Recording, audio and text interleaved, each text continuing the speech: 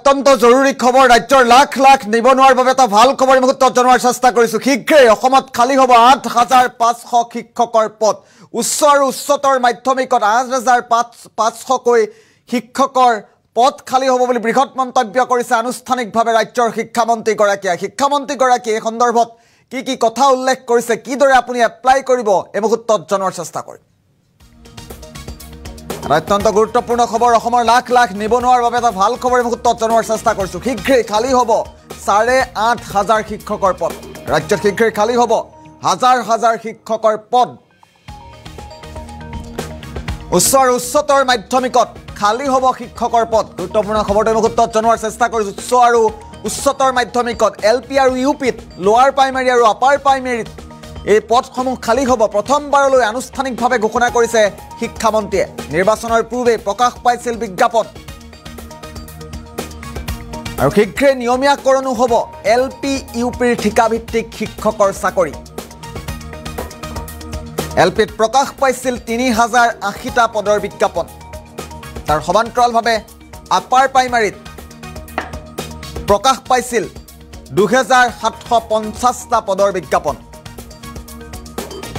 পুনৰবাৰ উল্লেখ কৰিব বিচাৰিছো ৰাজ্যৰ লাখ লাখ নিবনুৱাৰ বাবে এটা ভাল খবৰ মুহূৰ্তত আশাৰ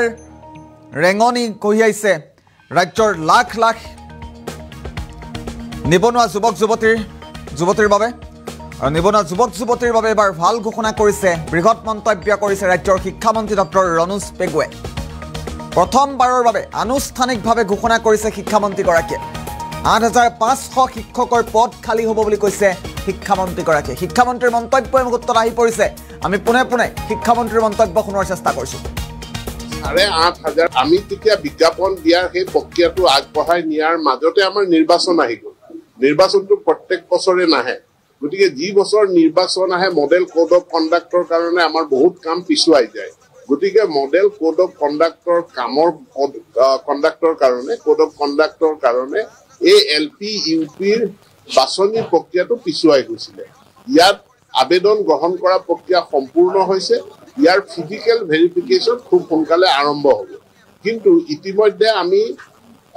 নতুনকৈ কিছু পদ খালী কিছু নহয় যথেষ্ট সংখ্যক পদ খালী হৈছে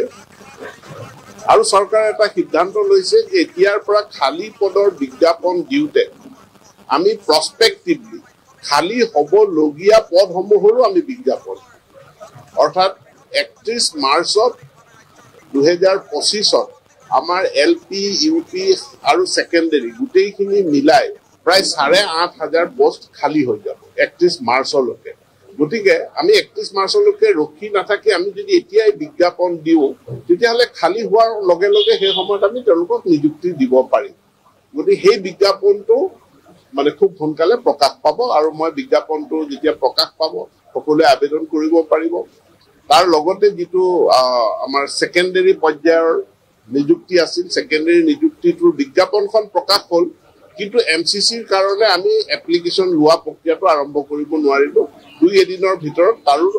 অনলাইন আবেদন গ্ৰহণ কৰা প্ৰক্ৰিয়াটো আৰম্ভ আমি তেতিয়া বিজ্ঞাপন দিয়াৰ সেই প্ৰক্ৰিয়াটো আগবঢ়াই নিয়াৰ মাজতে আমাৰ নিৰ্বাচন আহি গ'ল নিৰ্বাচনটো প্ৰত্যেক বছৰে নাহে গতিকে যি বছৰ নিৰ্বাচন আহে মডেল কোড অফ কণ্ডাক্টৰ কাৰণে আমাৰ বহুত কাম পিছুৱাই যায় গতিকে মডেল কোড অফ কণ্ডাক্টৰ